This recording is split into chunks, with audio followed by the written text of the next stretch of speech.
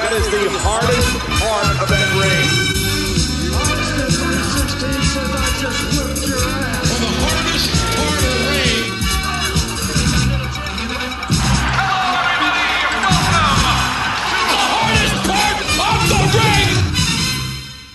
Hello and welcome to episode number 85 of Hardest Part of the Ring, the podcast where four friends get together to celebrate the wonder of professional wrestling. My name is Adam and I'm joined by Sam. Ring the bell. By John. Hello. And by Brett. Hello. What a week. What a week. A lot of wrestling this week. Yeah. A lot of wrestling. A whole lot of wrestling. So much so that we had to take last week off because we just knew there was going to be an awful lot to watch. So we didn't want to busy ourselves with podcast stuff. But 2 weeks ago, we did a podcast. It was top 5 wrestlers to form a boy band. So go and have a listen to that if you haven't already. It feels like ages ago. Those were easier times, weren't they? This was before there were networks and angry fans. The olden days. This week, we are here to primarily talk about Hell in a Cell, WWE Hell in a Cell, which happened on Sunday. But of course, we're going to have to touch upon some of the other stuff that has happened in the past week. So let's kick off with that, shall we? Obviously, NXT, they've been running their show. What network's it on? I'm forgetting what networks everybody's on. Is it USA? USA, yeah. So they've been doing their 2-hour show on USA for a couple of weeks now, or one hour on USA, the second hour on the network. But AEW Dynamite made their debut. What channel? TNT? Yep. Okay, good. Sure. Yeah, good. Keeping abreast of everything. And that, of course, happened last Wednesday. And they beat NXT in the ratings. Yeah, that's big win for AEW. Yeah, great start. Very good. I think they were always going to win that, though, because, like, NXT were on USA a few weeks ago, weren't they? So they kind of didn't have the debut bump, if that makes sense. I agree. Yeah, it totally makes sense. People Plus, were intrigued. It's totally new, whereas most people were probably watching NXT to a degree on the network, whereas Dynamite is like a whole new thing, isn't it? Yeah, exactly. Yeah. Super people wanted to see what the presentation was like. And it almost felt like a pay-per-view as well, Dynamite. Like, it was just wrestling. I've actually felt like that with a lot, like SmackDown on Friday felt like a big pay-per-view. Yeah. The massive stage, the lasers, the pyro, the rock. Just had everything. Should we each, I mean, it'd be tempting to go through absolutely everything that's happened, but to save some time, for the sake of brevity, should we each sort of pick a standout moment? Sam, have you got something that you particularly enjoyed from one of the shows? I particularly enjoyed Adam Page versus Pac from... Okay. Good shout. Yeah, that was a good match. Solid match. Good ending. Just decent all round. What did happen at the end of that, actually? Yeah, can you remind us what happened at the end? Because we've seen so much since. I want to say that he made Adam Page tap out, but I think it was the Black Arrow onto his back, followed up by the Brutalizer. Yes. Yeah, and it was the Brutalizer, sort of the less impressive to look at version. Yeah, but still good. Still looks pretty painful. I like the Black Arrow on the back. I thought that was pretty cool. Yeah, that was. It was a good match. John, have you got a highlight from those shows? Probably because I only watched it today, but I loved the opening segment of SmackDown with The Rock and Becky Lynch and Bazza. So good. So good. I've been meaning to ask about Bazza. Is Baron a title or is it his name? It's his name, isn't it? Yeah, it's not. Is it? King Baron, as in not be King and a Baron. No, but it's currently King Corbin. Yep. It was Commissioner Corbin and Constable Corbin, and it was I see what you're previously saying. Baron Corbin. So is Baron a title? Does he collect taxes? Brett, you're a member of the fan club, Brett. What does it say on the little paperwork, on the certificate you've got? On the certificate I've got. The Baron Corbin fan club. Baron Corbin. Yeah, I thought it was a name thing rather than a title. But who's called Baron? Americans. That's not a name. I'm not having it. Isn't Trump's son called Baron? Is he? The little one. The little one. Isn't one. it? The youngest one. The one they keep in the attic and is Baron Corbin Donald Trump's son? God. Anyway, that was a sidetrack. Brett, what did you enjoy, apart from everything that Baron Corbin has done over the last few days? I'm going to have to say my favourite moment which was a massive highlight, was the first Superkick party on Dynamite to Chris Jericho. Yes. I did pop so hard when that happened. I was just like, yes, this is amazing. That entire main event of Dynamite was so much fun. Was it Dynamite? It was Dynamite. Dynamite. I've got a big admission to make. I actually really enjoyed that Young Bucks match. Oh, it's happened. I thought you were about to say you haven't watched it. Yeah. I feel like that was more likely than you enjoying a Young Bucks match. No, not only did I watch it, but I made extensive notes because there was, at one point, you and I were going to do a pod, weren't we, Sam? But we couldn't. Do you know what? It's a really good thing because I haven't watched all of NXT yet. No, I haven't either. Oh, right. I just want to confirm that Baron Trump is Trump's young son. Oh, thank Oh, goodness. thank God. I was so worried. That's spelt with 2 R's. I think it's a title. I don't think it's his name. Can we make a push? So Baron Corbin's character is that he's a baron. That's what I was wondering. No. I don't know if it makes a lot of sense, but it does. Don't you have to be a type of baron, like born in like a land baron? yeah, or an oil baron or a media baron? Guys, we've got an awful lot to talk about. yeah, we're I digging don't He's know- a down to baron of barons. boring Come on. matches. I don't know if you've checked, but this isn't on the running order, okay? But in terms of what I enjoyed, yes, the Young Bucks, yes, The Rock, massively. But those were probably my first 2 picks, actually. But Matt Riddle versus Adam Cole and then Finn Balor coming back. Yeah, What a match. yeah, that Great was an match. amazing match. So is Balor going to be in NXT moving forward? I reckon Yeah. I so. think he is. I think the idea is to build NXT as a third brand of good wrestlers. Yeah, Yeah. Now they're on like USA. I think that's I think probably the draft will legitimately probably have some NXT people as well. I saw some rumours that Sasha and Bailey might be going back.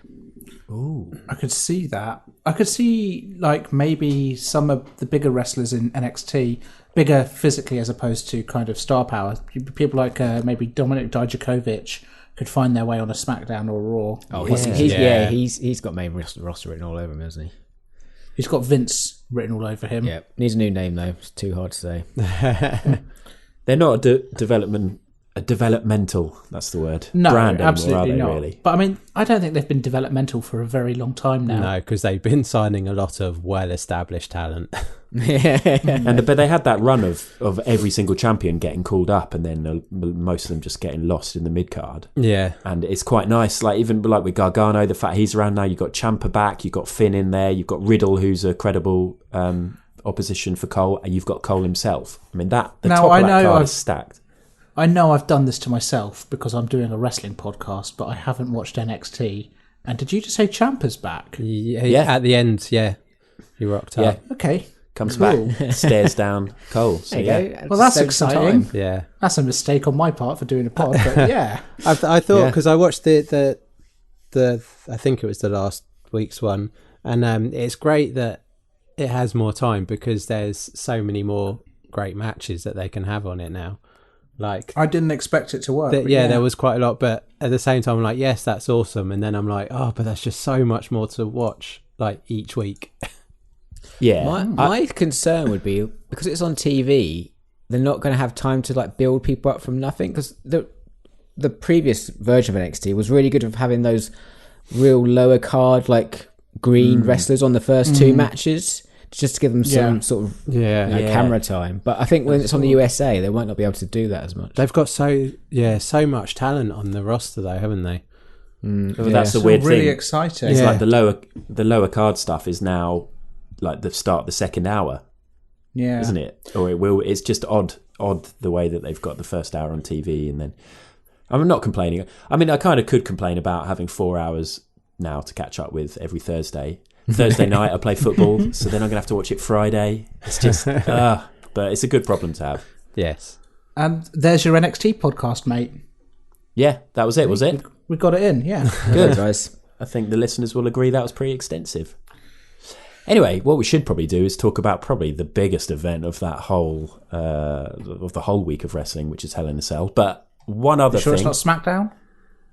no, WWE would have had you believe otherwise. Yeah, I think most of their creative thought went into SmackDown rather than this pay-per-view. Hey, let's not spoil our thoughts, okay? You've got a lot of people who absolutely loved Hell in a Cell and they can't wait to hear us agree with them. We don't want to ruin it for them just yet. I wanted to mention one other thing, and I'm going to do it very quickly because nobody's going to enjoy this, apart from hopefully podcast fans, because Pod Bible is the magazine that I'm involved with, and obviously we did the Pod Bible show at the London Podcast Festival. It was all to do with that. The brand new Pod Bible magazine, issue 5, came out yesterday. It's got the Football Ramble on the front. We've got a big interview with them. It's got all sorts of other podcast interviews, recommendations and reviews and things like that. So if you want to have a look at that, it's podbiblemag.com. And that was it. Fancy. Very la-di-da. Okay. Have you never seen a magazine before? I've never dabbled in magazines. I can't read. I'm sure you've dabbled in a few magazines in your time. Oh, Let's move on and have a little break. Let me tell you guys, that's the hardest part of the ring right there. That's where that steel goes down, and a lot of. I'm gonna tell you, you don't want to land right there. WWE Hell in a Cell 2019 happened on Sunday at the Golden One Center in Sacramento, California. The attendance, we don't know the attendance. We never get to know, but we just know there were a lot of unhappy people by the end of it. lots of them. The comms team, don't usually mention the comms team on WWE pay-per-views because it's always the same, but they've had a big old mix-up, haven't they, pretty much across all the brands. So the new Raw comms team is Vic Joseph, Dio Madden, and Jerry the King Lawler. Temporarily for Jerry. Is it? Yeah. So yeah. So what's the deal? I think they're probably going to ship him off and maybe bring up Nigel McGuinness. I don't know. Well, Nigel has moved. No, he hasn't moved, has he? He stopped doing 205 Live. That's it. Oh, is he? I think WWE have stopped doing 205 Live. Well, yeah, they're in the process anyway. Thoughts on Dio Madden? I think they've been really good so far. These guys. Yeah. Dio's got a little bit of work to do, but it's just refreshing. Change the voices up every once in a while. Could do without Jerry the King Lawler though. Yeah, quite. I love how annoyed Vic Joseph has to keep getting at Jerry.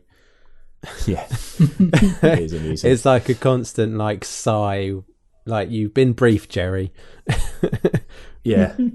The SmackDown team is now made up of Michael Cole and Corey Graves. And I was going to say, I bloody love a 2-man commentary team. Yeah, me too. Well, Renee's going to join, right? I believe Renee Young is going to be the third member, but I don't know why she's not about. I mean, I love Renee Young as a commentator.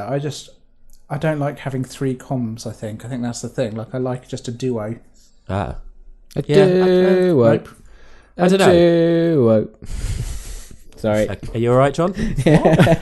Is that something? It's from American Tail. Sorry. All right, okay. Oh, 5-0. Yeah. Oh dear. Yeah. And of course that means no Tom Phillips. He's gone off to NXT UK. He was pictured in Essex over the Really? weekend. I like Phillips. Yeah, I did. That's harsh on him, I think. I prefer him to Joseph personally, Vic Joseph. But I mean, Phone to they're Michael both good. Cole. Yeah. Yeah, I was going to say Michael Cole for me is the weak link there. Although Corey Graves tried his hardest during this one. Yeah, sure did. Anyway, the card for Hell in a Cell usually is read out by Sam, but Sam's got a brand new segment coming up later, guys. So Brett is going to read this, and it's kind of fitting as you are pre-show Jones. You can tell us about the pre-show first. Pre-show was Natalia versus Lacey Evans. Did you watch it? I did. Oh, It was wow. awful, right? That's what I heard. I don't know. I don't think it was awful. It was serviceable. It was definitely this was worthy of pre-show and not main show. But I wouldn't say it was bad by any stretch. Okay. I actually think they're both. I know, we don't massively rate Natalia, but she's solid, and I think Lacey Evans as well. At this stage in her career, is pretty solid as well. So it was decent enough. Yeah, fair. Cool. Okay. And the main card? The main card. So we started off with the man Becky Lynch versus the legit boss Sasha Banks. Nice. With an actual Hell in a Cell match. After that, we had a Harper and Rowan, who weren't the Bludgeon Brothers, versus Daniel Bryan and Roman Reigns in a what was that? A tornado tag match. Tornado tag match. Yeah. Followed up by Randy Orton versus Ali, formerly known as Mustafa.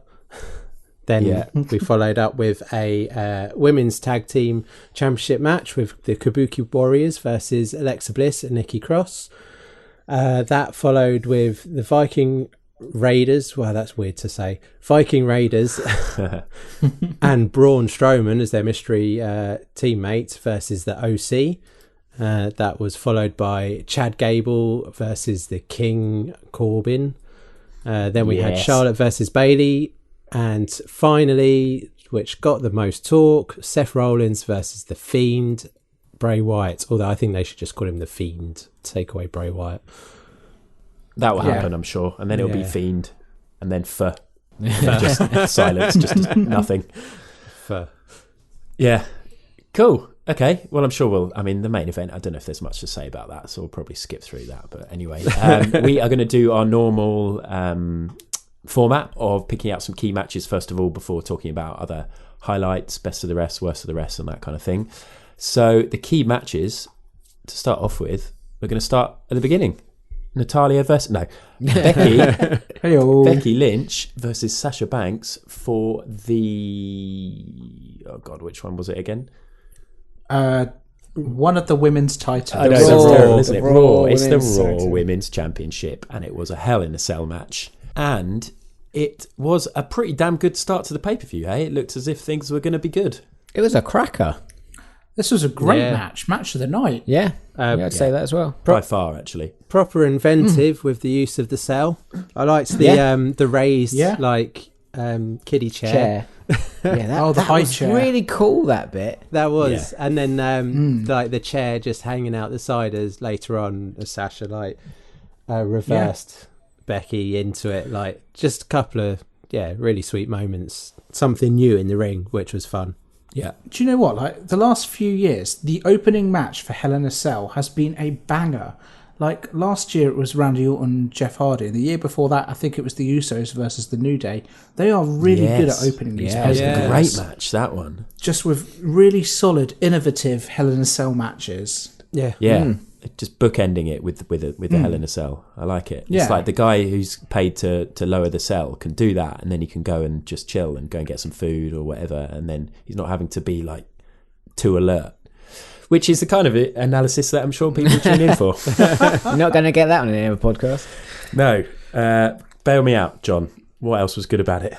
I thought this was really good because it gave Becky the opportunity to be at her badass best, with using the chairs and the kendo sticks. She was really badass.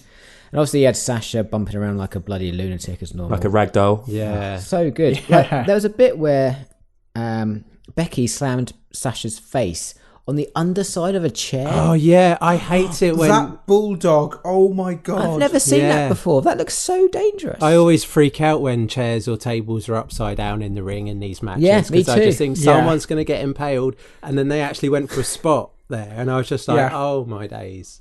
Yeah. Watching that kind of brought back horrible memories of Mum telling me you're going to lose an eye one day because you're stupid. That's so funny. Yeah, that's exactly what I was thinking. Right? Everyone's mum just needs to chill out. I'm not going to lose an eye. Yeah. Do we all have our eyes? Yes. Shut up, mums. Sorry to any people who don't have their eyes because of horrible chair accidents. Sorry to any mums who are listening, but stop terrifying your children with fears of losing their eyes. Yeah. But maybe that's why we haven't lost our eyes. That's true. I reckon Sasha Banks' Are we turning this round into a big thank you episode to our lovely mums? Thanks, Mum. John's mum's definitely listening. She came to the live show. She's going to be listening to this. Oh, yeah, she's an avid listener. Yeah. What's your mum's name? Pam. Pam, this one's dedicated to you. Thanks, Pam. Thanks, Pam. What do you think of that meteora into the ladder? I was worried about Sasha's knees at that point. Sasha's meteoras in this match in general were among her best that she's been doing in WWE for a very long time. Oh yeah, there was that sweet one that Becky had to sort of jump onto the table, wasn't there? Oh yeah, that was perfect. They all played their they played their roles perfectly. I thought like you say, Becky jumping then to take that worked really well, and they were selling beautifully. But they're so tough. Both of them have always been tough. This is like almost the perfect match for them to have. Absolutely. I just feel like kind of this was the match that Becky Lynch needed so much ever since she took the title. Like, just want to really legitimize her role as like this badass ass kicker. And it was excellent that it came against someone like Sasha, who's been floundering for so long, and for her to come back and kind of be in this new heel persona and a legitimate contender. And everything about this was just, it was NXT. Yeah. Is kind of how I would describe it. I do wish Sasha had won, though. Yeah, me too. Massively, actually. What do you make of her crying at the end? Because obviously Bailey also shed a few tears as well. Do you reckon that's going to be worked in story-wise somehow? Possibly. Yeah. I was there was a lot of stuff about this pay-per-view that they did kind of slightly differently to how they normally would do pay-per-views. And I feel like a lot of it was to try and kind of elicit reactions from the viewers in a way where it was a little bit more, I don't know, not edgy, but kind of rough around the edges, but on purpose to kind of get the viewers seeing the wrestlers after the matches and stuff weird. like that. It There sort were some of weird moments. Yeah, it sort of belied their heel status, though, didn't it? For both of them, that sort of. But I'm so on board with this. I feel like kind of a lot of WWE pay-per-views for the last, I would probably say 2 years or so, have been very heavily kind of scripted Since and we started the polished. podcast. Probably. Yeah. Heavily scripted and polished to the point where they felt very plastic and unemotional. And this kind of took a little bit of the shine off it in a good way for me. Yeah. Okay. Interesting perspective. Anything else on that match, or should we move on? No, let's move on. Let's got, move on. got a lot to talk about. We've got a lot to talk about. Well, next up, the next key match, probably not a huge amount to go into here, unless you guys got lots to say, but it's the next women's title match, and this one was for the SmackDown Championship, and it was Charlotte versus Bayley. Obviously, at the end, we had that very lingering look, the camera on Bayley, which was really weird. It was so long. Really weird. Yeah. And close up as well, wasn't it? Yeah. I was very convinced close up. something mental was going to happen. Like, I thought she was going to snap, or she was just going to, like, cut off her ponytail or something. Maybe run back in and dive onto the upturned chair. Yeah, I was thinking we were going to have like a Bailey kind of snapping moment. Yeah. Sort of. There was what she used to do in NXT. Actually, was that the whole idea was she was kind of this happy-go-lucky face until she lost her temper, and then she'd kind of go a bit skits on people. Yeah. And I thought that maybe this was going to be a return of that, but I'm very interested in what they've done here. Like I said, kind of again taking the shine off a lot of the production to kind of make it feel more gritty and real. I suppose That just felt awkward, though, didn't it? Like, it was I so liked long. it. It was I don't know. just maybe zoomed in on her face forever. I thought it was really maybe I'm awkward. just messed up. Yeah, I thought it was really awkward. Yeah, I mean, you used to love Bayley. I did think it was awkward, but I was engaged by it in a good way. Like, I thought it was really interesting for her You character. thrive on awkwardness. I thrive on Yeah, it. that is a Sam trait. Yeah. But the match, though, I mean, this was probably my least favourite match. I mean, On it the whole wasn't card. terrible, but I thought this match was pretty good. going through it was my least favourite, partly because at the start of the match they had the targeting of Charlotte's knee, and she was really selling that, hobbling around, and then by the end it sort of wasn't a thing anymore. They kind of swapped places, didn't they? Yeah. And decide that. Yeah. Oh wait, I'm meant to be selling the knee. It was kind of like an okay match. I'm not going to slag it off. I just thought it was okay. I really, really hate face Charlotte. Awful. But this is the thing: is that kind of I don't know. She was playing a full face in this Yeah, match. didn't like, kind she? of- Didn't she poke Bailey in the eye at one point? Like, and they totally ignored it. Like, yeah. she was trying Yeah. to do a submission on her and like or something, and she was on the back, and she like reached out and did a like poke of the eye, and like the commentary just said it was like a counter, and I was like, that was just a poke in the eye. You're just Yeah. you were worried about her eyes again. You're just always worried about people's eyes. But I was just like, so it does feel that Charlotte is still. She's got the tendencies there. hasn't Yeah. She's still got that flair about her. she? Oh, Nice. not nice. Not nice. Feel good. Bit rusty after a week off. Yeah. I think it's great to have Charlotte back on the belt. I Yeah, have record to say, breaker. yeah. Record breaker, 10-time champ. Yeah. But this was not a great. I didn't love this match, and I don't necessarily love this, them two against each other as well. I don't know, it just didn't really pop like others have. I didn't mind this match. What I did appreciate about this is having a legitimate tap out. Yeah. No bullshit, no kind of like heel kind of doing anything and then getting the tap, nothing like that. Just a legitimate figure eight, middle of the ring, tap out, really good. Yeah. Is there much more to be said? Nah. Really? No, not that I can remember. Well, let's get on then to the big talking point. The one we're itching to talk about. Loads of differing opinions on this across the internet. Pod Bible episode 5. Hey, that was issue 5. Sorry. If you want to listen Issue to the Pod 5. Bible podcast, Sam, then that is also available, which I co-host. So yeah, go and listen to that. That would be great. You throw me though. No, we're going to talk about the big event, the main event. We're going to hear some listener thoughts on this later, but it is, of course, a Universal Championship match between Seth Rollins and the Fiend Bray Wyatt. I think it would be quite... it'd be easy just to pile in on this as a whole. So should we talk about the match itself, or, the entrances? Do you know what? Talk about it a bit first. I'm going to fly the flag. I didn't mind it. I thought it was all right. I didn't mind it. Me too. I quite like the ending. I thought it was cool. I'm flying the flag for this mental match. I have to say, I was like, I knew there was negativity, a lot of it, around this match. And I was watching it, and I was really enjoying it. Yeah, me too. And I was really enjoying it because of the Fiend. Yeah. Like Becky Lynch has been doing recently, which has elevated her. Like, he's just got, something really engaging and really interesting to watch, and like his character and the way he moves around and everything is just like, suddenly there's a lot of charisma there. Adam, did you like the match? Yeah. Oh, There we Wow. go. I think we're the only 4 people online who like this match. I mean, I think we can all agree that, well, maybe not actually, but the first note I made was, when the entrances were happening, it was Wyatt must win. Oh, I disagree. No, I'm with Adam. Like, I don't necessarily think.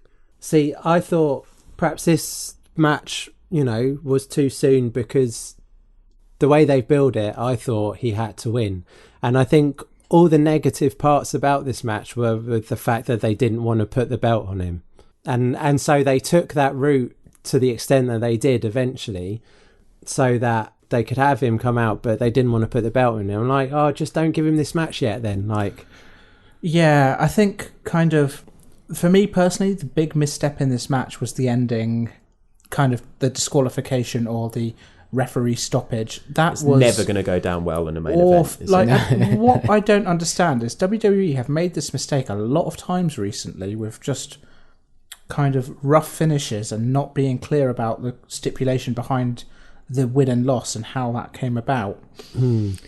I think that's fair, but I kind of think they were kind of deliberately going for that sort of horror movie trope, where you think bad guy's dead, but he's not dead.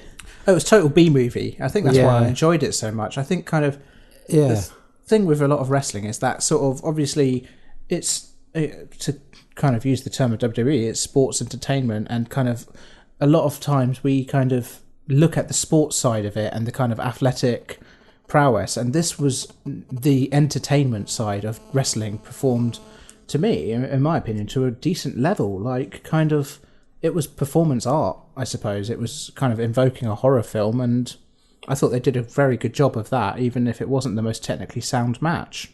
Yeah, well, to me, it wasn't even like, I think the character, again, I agree with those points of the Fiend, like, meant it didn't need to be like a real barnstormer of a wrestling match, if that makes sense. But I just think there was that period where the Fiend was just on the floor, and he didn't really try and get up, and Seth didn't really have any ideas of what to use for weapons, and that period of the match just went on for so long, which is what I think was the negative point, because like in a horror film, like, the guy gets up, and it might be like a little bit of gap, but he keeps coming at you, whereas this one, he just laid on the floor for ages and kicked out but didn't move. absolutely love those kickouts on the 1 count. I thought that was excellent. God, that's so good, especially on the pedigree as well. Like the most treasured finisher in all of wrestling. That was the great part. We've got to say that, like, he had, 10 stomps? It broke all the rules ridiculous. of wrestling. It really did. Ridiculous. It was very much kind of a, why don't I just turn up and do my finisher every 2 seconds? Because it either makes Seth's finisher look weak now when it's supposed to be, his finisher, for God's sake. I can understand people kicking out of it like 2, 3, maybe even 4 times to make them look strong. But it kind of makes Bray look invincible. Yeah. If he can take 10 stomps, he can literally take anything.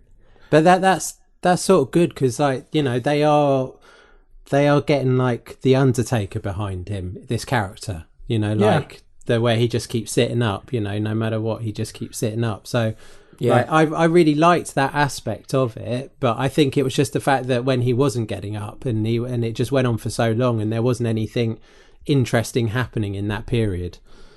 Yeah, it completely overstayed its welcome, didn't it? Yeah, totally. And then, like you say, there was a disqualification or whatnot when there shouldn't be. And the bit that happened after that was great.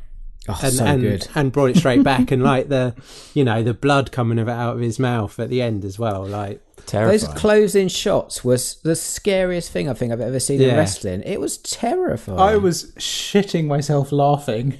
God, I was watching it on the train. I was watching it on the train home because I watched all of it except the main event last night, and I was like, I'll catch up with the main event tomorrow. And then I was coming back from London today. I was just like, maybe I'll just watch it here.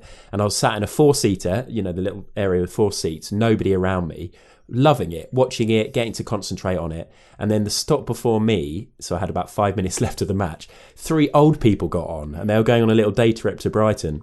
And they sat next to me, and I had this old man next to me, and I was trying to like tilt the phone because it was at the point where Seth was like spitting out blood. And I was like, I really don't want this old guy to see this because I can't even explain it, because even if I try and explain, it's just going to make it sound worse. But I still really enjoyed it. Yeah. I do understand the criticism. But it seems most of the criticism is just that everyone wanted the Fiend to win and have the belt, but it doesn't really fit with his character. Like he doesn't care about the belt. He cares about revenge. 100%. That's exactly the impression I got from this. Like, kind of, I would have been fine if the Fiend had gone over, beat the shit out of Seth, and then just decided, I'm not going to pin you. I just wanted to beat you up. Yeah.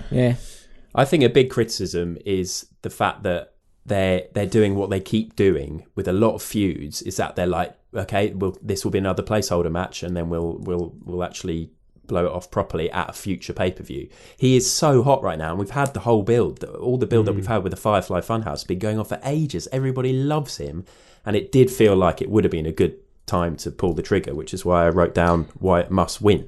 So it's his second match, though. Yeah, but look how fucked off everyone is. Imagine if he'd won it. Like, it would have been an amazing reaction. The boos that were happening for even the second or third stomp.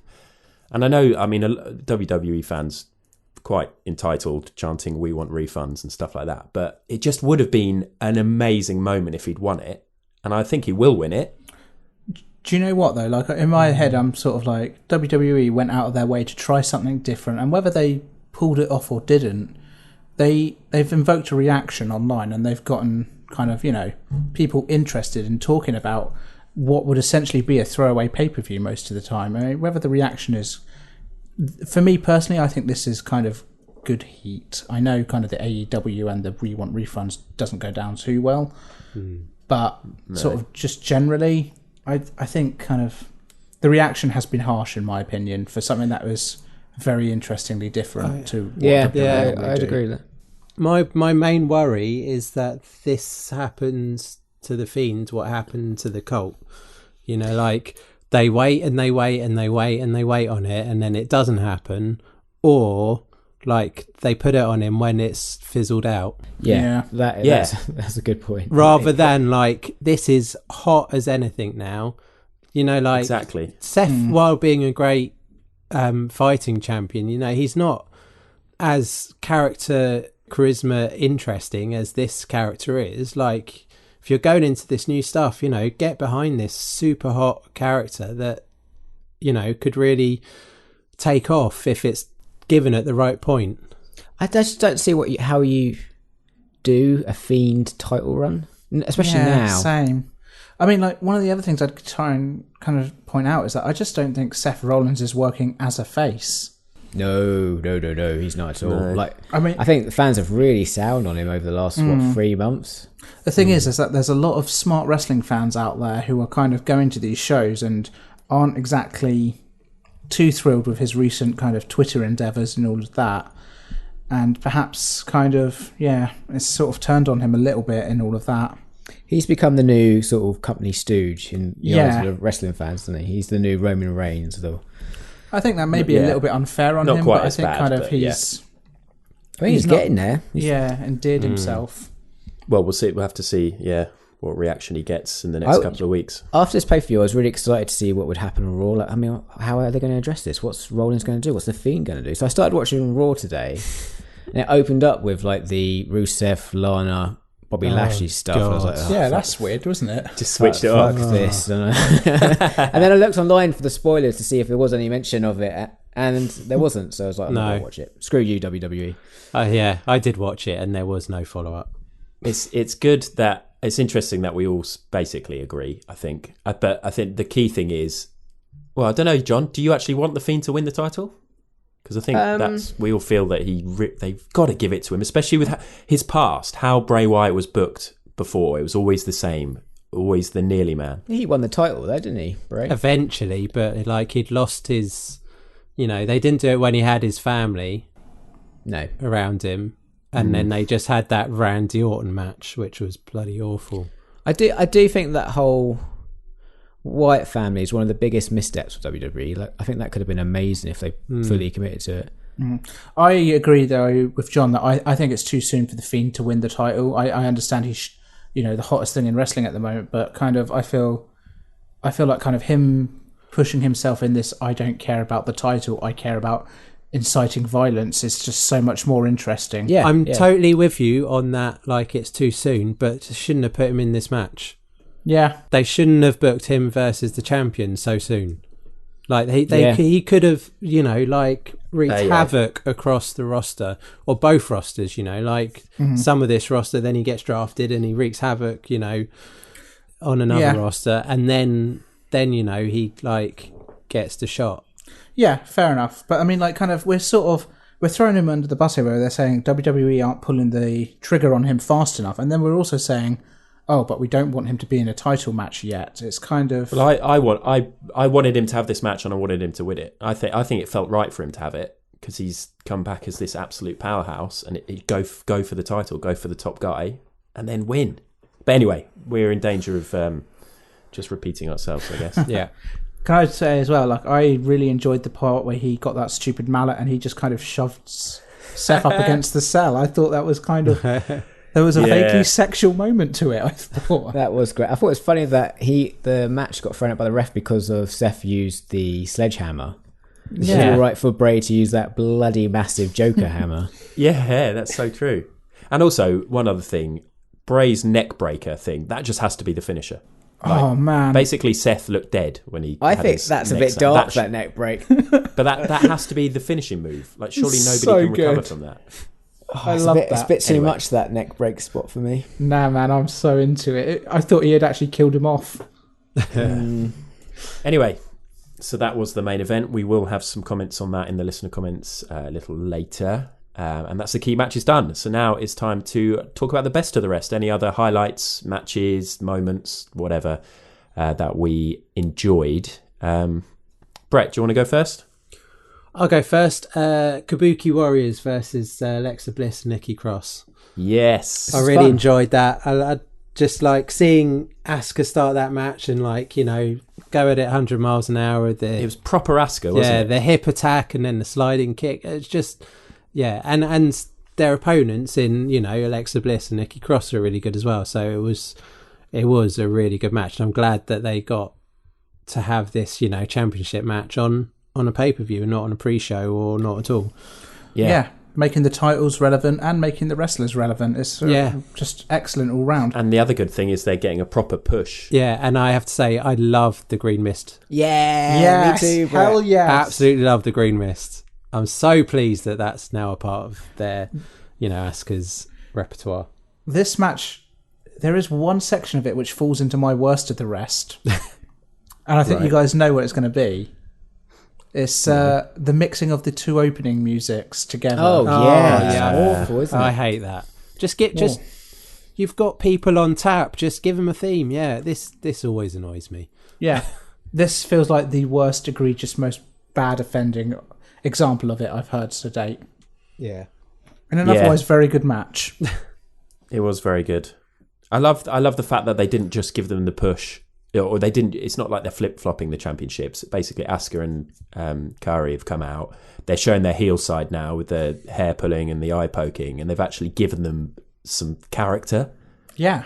And they're going to be a lot of fun to watch now. And I love the fact that they did their whole promo last night on Raw in Japanese. Oh man, that was so good. Yeah, and Kairi's just laughing at what Asuka's saying, which is just like, I don't know what she's saying, but that's hilarious. Sam, didn't you text your mate who lives in Japan? Yeah, so my old housemate is living in Japan at the moment, and so this morning I saw the promo, I got straight to him and asked him to translate it for me. Is he a wrestling fan? No, which made it very interesting because he spelt Charlotte like shallot.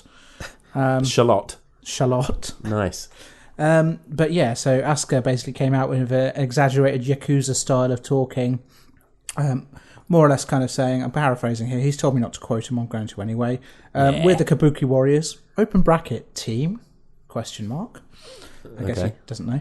I didn't know you guys were the champions. Are you two champions? Really? There's something strange about you guys. And then, Kairi Sane kicked in after laughing, basically saying, you guys look pretty tired, so we're going to punch you full of holes. Asuka then runs to the ring saying, we're going to fuck you up. Before, Becky and Charlotte kick off with them. So, interesting translation. We need your mate on hand, because this looks like it's something that these guys are going to do. Thanks you, Mike. We'll be in contact. Yeah, thanks, Mike. Appreciate that. That was a very good match, or just enjoyable to see those two actually getting a moment. So that's nice. John, best of the rest. I'm going to mention Gable versus King Corbin. Yes, Thought this was a great little match. I thought this was a good little match as well. My best of the rest is Baron Corbin in general. Ugh. He's been. I mean, we say this just to annoy Brett, but he has been great recently. I think he is a brilliant heel. In a time when there's so many, like, it's kind of cool to be a heel nowadays, isn't it? And you sell loads of merch and the crowd love you and you get cheered when you're supposed to be getting booed. Corbin is just a straight heel. He's a heat magnet. He just puts over the face. And I love him for it. He's so good at it. The stuff he did with The Rock was incredible. And then he was great again with Gable. The post-match beatdown as well, after the interview, was just icing on the cake. Yeah. I was watching this match, and Corbin kind of wrestles very similar to the way Randy Orton does these days, like quite a slow, methodical style. But he does it so much better than Randy does, because in between those gaps, he's always like giving the referee shit, or he's giving the crowd shit, or he's giving the wrestler shit. He's doing stuff to make him a heel character, whereas Orton doesn't do anything, just wanders over and does the next move. Deep Six is a great move. It's the best move on WWE at the moment. It's so good. He did the side. He did the Corbin slide twice. I was like, Baron, you are spoiling us. Oh, my days. Okay, Brett, bring us back to Come on, earth. Brett, you must agree with some of this. I mean, Chad Gable was in this match, so I did enjoy it. Brett, you must agree that Baron Corbin is a great heel. I think he is a good heel, and he is really comfortable on the mic, which many of them aren't these days or at the moment. And that's why they keep giving him the microphone, because he is just comfortable on it. That is true, but I want to know if this was just me, because I panicked for a split second when he said Shorty Gable. Did anyone else think he was going to say Shorty Gay Boy? Oh no, I didn't. For a split second, I forgot that Chad's surname was Gable, and I was like, "Why is he saying that?" Oh no, Gable. Okay, this is fine.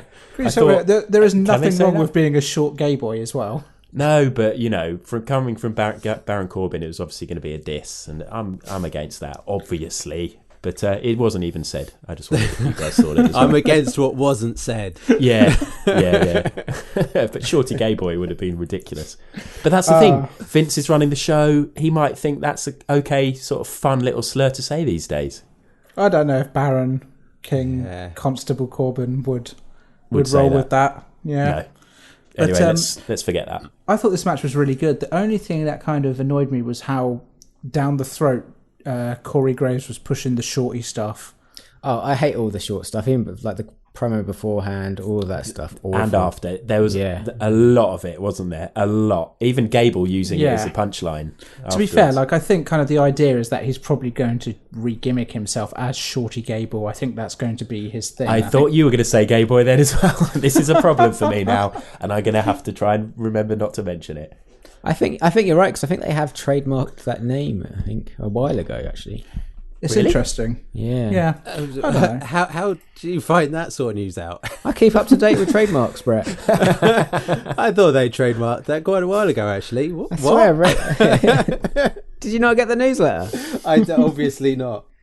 I'll sign you up. I'll sign you up. Do you know what? Any kind of singles push for Chad Gable is a good push in my books. I don't really know Well, what yeah, they he's call gotten him. quite a lot Yeah, of time out of this. The King of the Ring final as well was a really, really good match. Yeah. Yeah. I think both wrestlers have come out really good from this. I think it was Yeah. a good match. Enjoyed it. Yeah, enjoyable. Sam, any other best of the rest for you? Oh, yeah. So there was this little known wrestler. I guess you guys have heard of her. Tamina. Oh, yeah. Tamina 24/7 Snuka? champion. Former 24/7 champion. I liked her T-shirt. I can't remember what it said, but I was just like, I might buy that. How crazy would that be? When she rocked up, my legitimate first reaction was, have they got a fan in shot by accident? Yeah, I didn't even realise And it was then- Tamina to start with. That was followed up with, did they just give the title to a fan? And it wasn't until someone said, oh, that's Tamina. I was like, oh, Tamina. Tamina. I'm getting a little tired of the 24/7 stuff. Yeah, it's stupid. Is that because you've got no senses of humour? It's just the same over and over again. There's only so many times I can see R-Truth winning it. He's only won it 20 times, John. Come on. Yeah, no, I still like it. I mean, hey, I'm never going to be upset when Funaki rocks up as well. Yeah, that was Talking great. of- Funaki was great. Yeah, talking about that segment as well, it kicked off, didn't it, with Street Profits, Yes. who are Oh, yeah. so good in those little segments that they keep getting in. They're so good on the mic. They're getting drafted, aren't they? Yeah, I was going to say, Raw. yeah. I'm loving the Street I was gonna Profits say, stuff. Montez Ford is going to get drafted to SmackDown, and Angelo Dawkins going to get drafted back to Deep South. No way. Ooh. Boo. 205. They're They're a great combo. team. Yeah. Yeah. I had one of the best of the rest, which was when the club. I mean, that match was, again, probably one of my least favourites, actually. But when the club were carrying AJ out of the arena after Braun, Yes. gave him that Oh, hand, mate, and he had the that wobbly was legs. Brilliant. And Good Carl selling. Anderson was like, "It's Sunday in Sacramento." Yeah. It's so funny. And he That was trying to was- hold up the title and falling backwards and stuff. Yeah, that was great. really good. Really good. Really good selling. And we haven't mentioned Tyson Fury. Yeah, that was interesting. Yeah. He's a horrible person, but that was really Yeah, interesting. it happened. I mean, he's one of those ones where it's kind of, he's had some horrible opinions and said some dreadful things, but then his story coming back from such bad mental health issues to win gold is pretty impressive. And he is legitimately one of the biggest names in boxing at the moment, so... And he's Yeah. bigger than Braun. Like, he's actually taller than Braun Strowman. He's so big. Yeah, I only watched that segment of Raw last night, and it went on for quite a while, but it's always fun. Did you see him knock out Cesaro after Raw? No. No? Apparently Cesaro was pushing him into the corner, and he dropped him. Punched him square in the jaw, knocked him out. It is scary seeing how massively he towered over Cesaro as well. Yeah, and the thing is, he was going for the punches, and obviously he wasn't connecting with any... I mean, it didn't look very real from his point of view, because we know that he can properly punch people. But yeah, I mean, it's always fun to have a big name involved. Yeah. Can I just quickly mention another best of the rest? I know I've had my turn. No. Okay. Yes. I really enjoyed Randy Orton versus Ali. I thought that was a good match. Yeah. Boring for that match. Oh, I thought it was a good match. I thought it was one of Randy's better matches, and I thought they told the story really well. Yeah, I quite enjoyed it, Sam. I thought it was one where Randy Orton actually turned up and, he enjoyed the match. You could see he enjoyed the match. He even gave Ali a little pat after Yeah, the that pin was nice. just to say, good match. It was Yeah. It was. I know it was kind of last minute, very self-contained. It doesn't really make any sense, but just as a match in general, I thought they did a really good job with this, and it it leads me into another best of the... there were no silly squash matches in this pay-per-view. Every match had decent time to do something. No, there was nothing terrible. There was nothing really I bad. would say the OC versus Viking Raiders is definitely closer to terrible than Viking not Raiders terrible. are so good. Yeah. Yeah, but and this was a nothing match. Yeah. So worst of the rest. That's yours then, John, is it? Yep. Mine was actually Charlotte versus Bailey. I thought it was quite underwhelming, but we've talked about that. Any other quick worst of the rest? I think we've covered most stuff, haven't we? Yeah, we kind of... I mean, we didn't we've mixed a lot of mention stuff into it. Harper and Rowan versus Daniel Bryan and Roman Reigns. That was a good match, though. I enjoyed that. Yeah, again, I thought that was a decent match. Yeah. I really enjoyed the That ending. match passed me by. I was wondering how you were feeling, Brett, about the fact that they've got Michael Cole onto SmackDown just so he can say Superman punch. Oh, dearie me. My favourite. What just on this Harper Rowan Bryan Reigns thing? What I really hated about this is that they've been building Rowan up for what feels like 6 months just to have this one match. Yeah, I'm really hoping that they don't do that. I'm really hoping that they push Rowan and Harper into the turgid tag division and actually get them to make it something interesting, because those guys have done really well, especially Eric Rowan, from where he was at to where he is now. He deserves to, you know, continue this push. I'm so interested in them. We're not going to see him again. I thought you were about to say we're not friends anymore. Yeah, that's it. That's the straw that broke the camel's back. So. Hey, we were He's never come a long friends. way from the stairs match with Big Show. Oh god, that's one of the worst matches I've ever watched. God. Right, let's move on then to Star Performer. We're each going to pick our Star Performer, and that's why we called it that. From the week, somebody who stood out, thinks deserves a special mention. I'm going to go first for once. Hard this week, I think. I'm going to go for Becky Lynch because, and I'm kind of going to include the whole week. I think, as we said earlier, this was like her perfect kind of match to be involved with. She left everything in the ring, and she just had a great week. Like what she did with The Rock, standing side by side with The Rock, and not being like, she held her own, didn't she? She didn't feel like the smaller star, and she, with everything that's happening with Seth, she is basically the face of the whole company, and she is doing a great job of it. Like every time you see those adverts for the new 2K game, she's fucking cool. I think she's absolutely bossing it, and I think she had a great performance. Yeah, her character is so good now. It's so good. Yeah, Brett. I'm going to go for the Fiend because, you know, as much as that match had moments, I just thought he was just, you know, enigmatic. He was just the most interesting thing to see on WWE in a long time. Nice. Sam? Yeah, I'm in complete agreement with you, Adam, about Becky Lynch. I thought she was fantastic. This was Becky Lynch at her best in probably the best match she's had since WrestleMania. Lovely. John? I'm going to go with Sasha Banks just because it takes 2 to tango. Hey. That's so inclusive. It's lovely. Okay, overall rank is next. We're going to give the pay-per-view a score out of 10 and see how it compares. Who should we go for? John, let's go straight to you. Do you know, before we started recording, I was going to give this really low. But be when we were swayed. talking about it, I actually enjoyed most of this pay-per-view, except for I'm going to give it a 6.5. Oh, Sam. When I was watching this, right, going into the main event, I was like, this is kind of in 8.5 territory for me. I was really enjoying it. The main event was so interesting for me. I personally actually think this was a 9 out of 10. I know how mental that sounds. Oh my god! I know. Oh my days. I love it. I really enjoyed this Nine. a lot. This is unbelievable. In the run-up to this, when I was looking at the running order, I was like, oh, the grades. Oh, no, Sam's going to give this a 2 or something. A 9? I genuinely thought this was... Obviously, I just don't know wrestling. If I think SummerSlam is shit and this is excellent, then you need to kick me off the pod. But I thought this was fantastic. Yeah, I'm sort of with you, Sam. I'm not perhaps as far as you, but it was some of the most interesting stuff WWE has done in a while. And so what score will you give it, Brett? So I wasn't going to go anywhere near as 9. I get 7.5. Okay.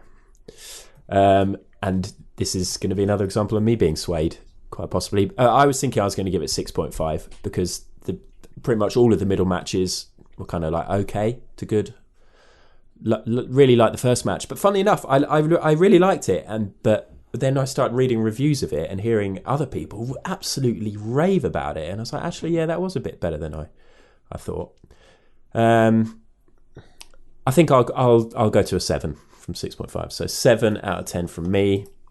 That's a 7.5 overall. Good result. Oh, nice. Not bad. Easy to work out. Okay, 7.5. Similar scoring pay-per-views are WrestleMania 8. Hell in a Cell 2018 got 7.8. So it's just below last year's. Interesting. Wow. That had a terrible main event last year as well, didn't it?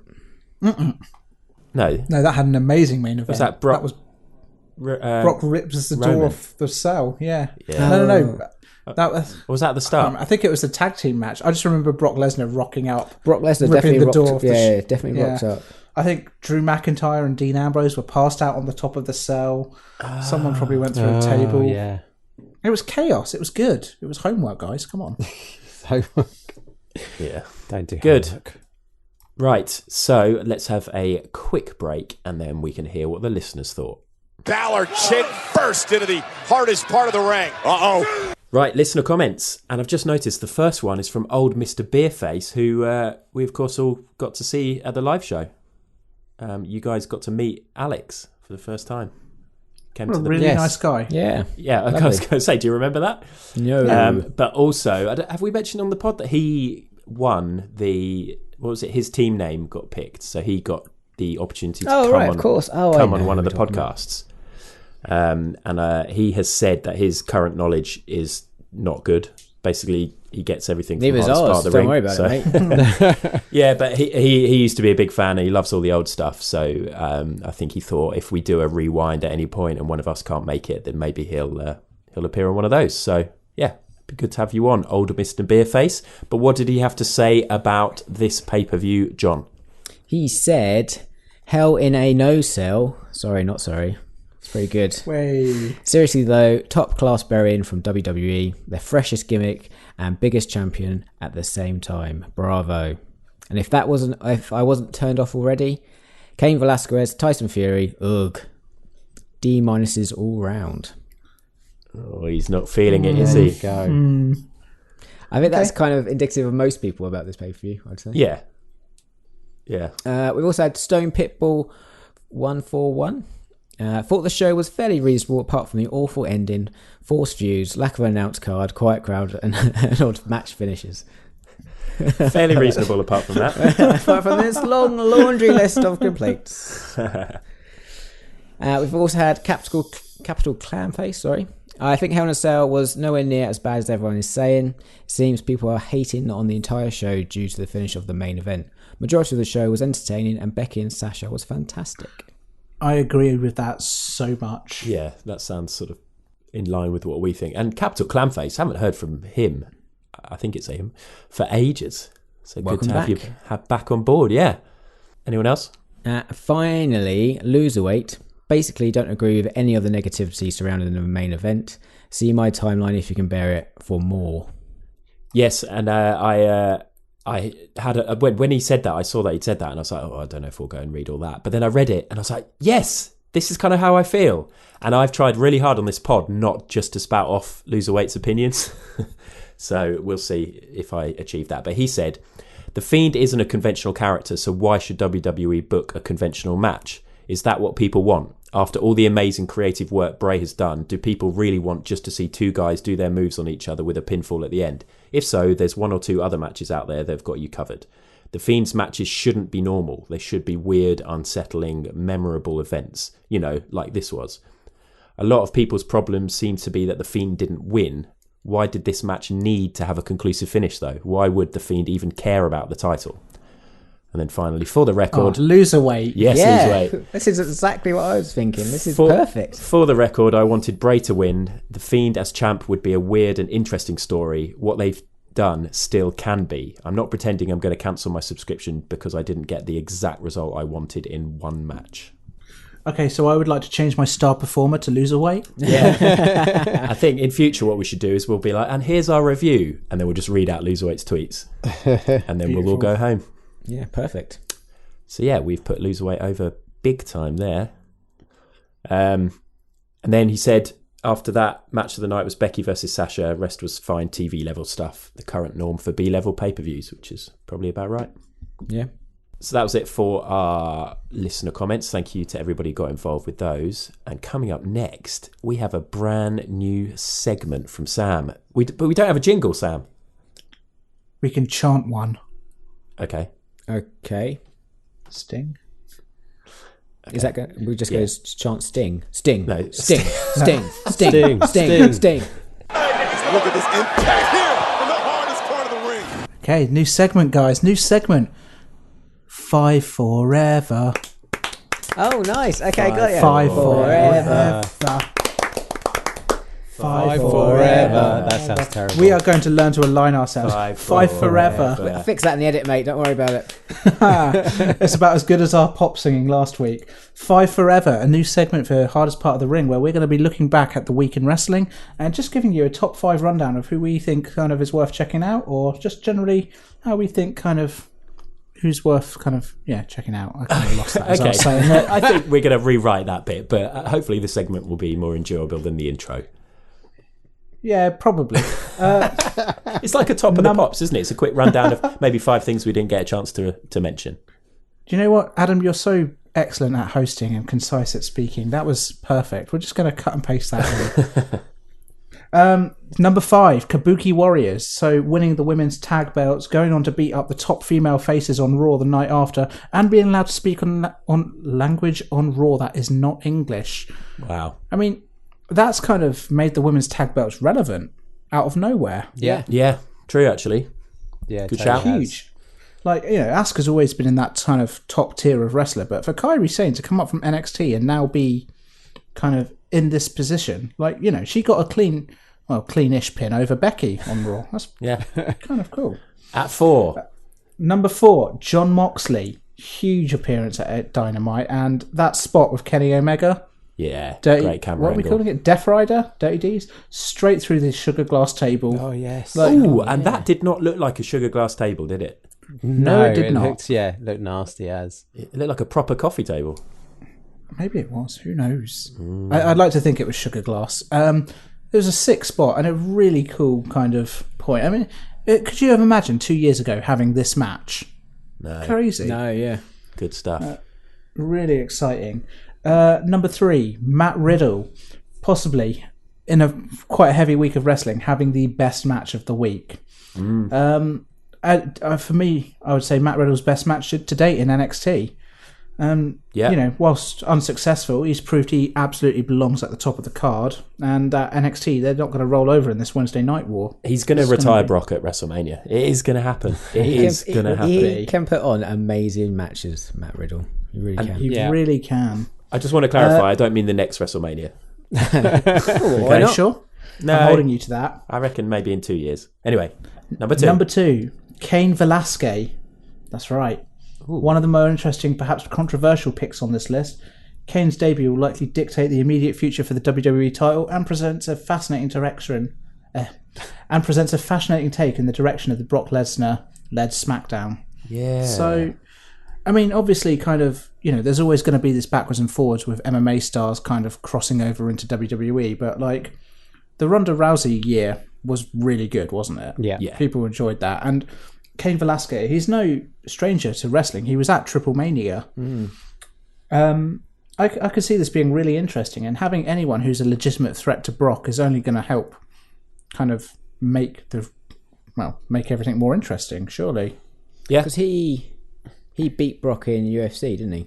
He did indeed. He beat the shit out of him. I've got to watch admit, that match back. I didn't pop at all when he came out. I was like, I don't know who that is. I didn't recognise him. Who's this tubby Mexican guy? That's what I thought, because I was like, he doesn't even look that hard. Yeah. But obviously he Wasn't really everyone saying what's happened to Dominic is. Yeah. overnight?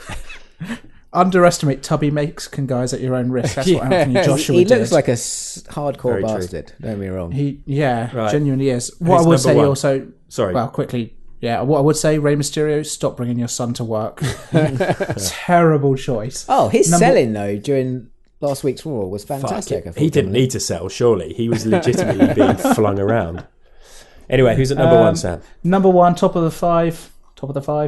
Jake it. Hager, before Dynamite, Jack Swagger could have easily been seen as a cautionary tale for any WWE mid-carder.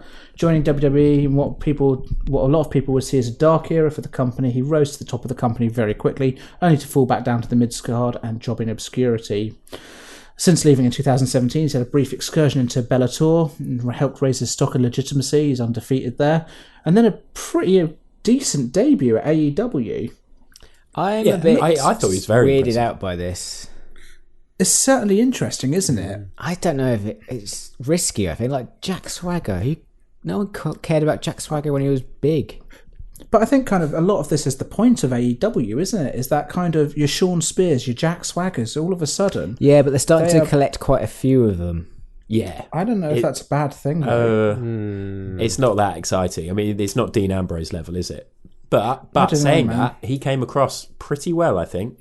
I thought he looked Yeah, the part. I and- thought he was really impressive. It could be good because while it might not have worked in WWE, he is a top amateur wrestler, wasn't he?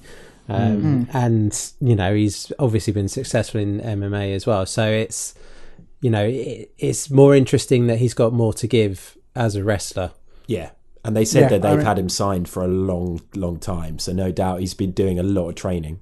Yeah, so I think I trust their choices at this stage. Yeah. I think it's a very savvy move, and I think most interesting is it could raise the eyebrow of a lot of the kind of mid-card of WWE. Dolph. I would love to see Dolph Ziggler get a move. I quite like him. Yeah, send Dolph to Japan. That's what I want to see. But then I've got a feeling though, if they start racking up mid-cut, it'll be like in Football Manager when you get a few seasons in and then you get all of these like well-known names and their contracts are run out because they're 34 and you're managing Wolves or something and you sign them all up and then you get to a stage you're like, I've got too many of these like average Do you know what? names It and very this isn't well working could out. be. Squad harmony's not good. It very well could be, but I think kind of Jake Hager is going to be one of the most interesting and telling people of this. He is someone who very much has got lost in the shuffle of WWE and kicked out fairly unceremoniously, kind of from top of the card to nowhere in the course of a few years. If he can make it in AEW, and I personally think his debut was really interesting, Yeah. then, like I said, I think there's going to be a lot of interested people like Rusev or Dolph Ziggler, just kind of that mid-card in WWE who perhaps could be big time. Yeah, I do like in AEW how they have a defined group of heels. Yeah. Yeah. Yeah, it's cool. It is good.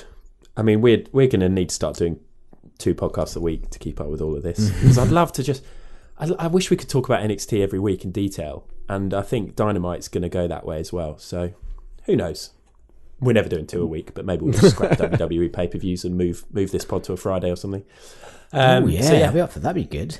Get a few beers in us after work, do a podcast. You mean we're not meant to be drinking before the pod? That One mean- thing leads to another.